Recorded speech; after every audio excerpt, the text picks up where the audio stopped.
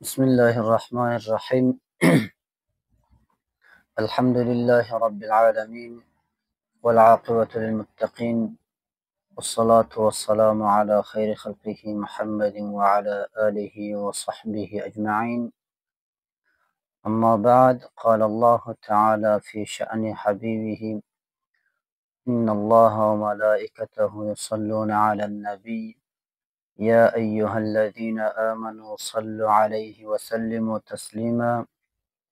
اللهم صل على محمد وعلى آل محمد كما صليت على إبراهيم وعلى آل إبراهيم إنك حميد مجيد.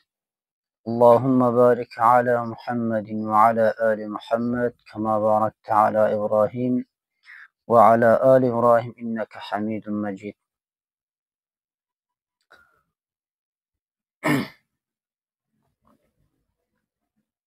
حمد و ثنا خاص مر پروردگار راست که ما را به دولت ایمان مشرف ساخته و از جمله بهترین مخلوقات آفریده است.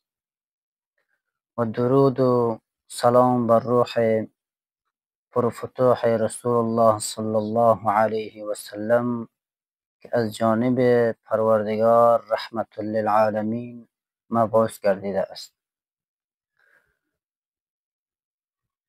امروز ما هم به نوبه خویش میخواهیم طبق دستور رسول الله صلی الله علیه و سلم که ایشان میفرمایند بلغ عنی ولو آیه، یعنی برسانین، تبلیغ کنین، پخش کنین از طرف من اگرچه عالم یک آیه هم باشین. از این جهت امروز من هم به نوبه خود میخواهم تا در حصه رسول الله صلی الله علیه و سلم اندک اظهار و یا احساس مسئولیت نموده ایفای مسئولیت نمایم. همین است که قصد تدریس درس سیرت نبی اکرم صلی الله علیه و سلم را در پیش گرفتم.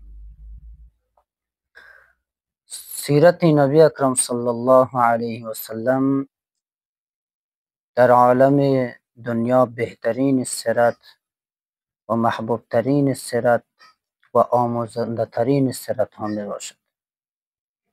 امروز به عون الله و کمک الله متعال درس خود را و یا ابتدای درس خود را از خاندان پیامبر صلی الله علیه و سلم شروع می کنم. خاندان پیامبر صلی الله علیه و سلم یعنی دودمان آن حضرت صلی الله علیه و سلم به سبب انتساب به جدشان هاشم بن عبدمناف نامیده می شود. لازم است که یک معلومات کوتاهی در رابطه با هاشم داشته باشیم. سوال را طور طرح می کنیم که برای همه من و شما معلوم شود و سوال واضحتر و آشکارتر و بارزتر باشد. یعنی هاشم کیست و چه مسئولیت را در حیات خود بر عهده داشته است؟ هاشم لیدر و مهتر برگزیده شده از میان قوم قریش در مکه مکرمه وظیفه سقایت یعنی آبرسانی و رفادت یعنی مهمانداری حجاج که از اطراف و اکناف به زیارت بیت الله شریف می آمدن را عهده دار بودند. و هاشم را چرا هاشم می گوید؟ از لحاظ علمی هر واژه، هر نامی از خود وجه تسمیه دارد. پس این را باید بدانیم که چرا مورخین هاشم را به نام هاشم یاد کرده و یا چرا هاشم در میان اقوامش به نام هاشم شهرت داشته و مشهور بوده. هاشم نخستین کسی است که در مکه مکرمه برای حجاج کرام و زائرین کعبه شریفه سرید یعنی خوراک نان و آبگوشت ساخته است. حضرت هاشم یگانه شخصی بوده که برای قومش و برای حجاج کرام سرید تیار کرده. سرید به لفظ عامه من و شما همان آبگوشت می باشد که در آن نان توته کرده می شود و واژه هاشم هم مشتق از هشم می باشد که هشم به معنای خرد کردن و توته کردن را گویند. چون آن مرد بزرگوار، مرد دانا و سخی و متمول و مرد دانا اولین بار برای قومش سرید تیار کرد، از این رو به هاشم شهرت یافت و نام اصلی هاشم عمرو بن عبدمناف بوده است. قسمی که در اوصاف عمرو و یا همان هاشم شاعر بیت را سروده است: عمرو الذی هشم الثرید لقومه، عمرو الذی هشم الثرید لقومه، قوم بمکة مسنتین عجاف، سنت الیه الرحلتان کلاهما، سفر الشتاء و رحلة الاصیاف. آنگاه که مردم نزار و گرفتار خشکسالی، قحطی و سردچار مشکلات قحطی بودند، عمرو مرد نبیل و راهدان و بیرون رفته از گرفتارهای روزگار برای نجات ملتش از این معضله راه چاره در پیش گرفتم و راه چاره جستم. هر دو سفر تابستانی و زمستانی را به خاطر تجارت بنا نهاد. چون مهتر و لیدر یک قوم همیشه مسئولیت دارد که راههای بیرون رفت از مشکلات را در نظر داشته باشد.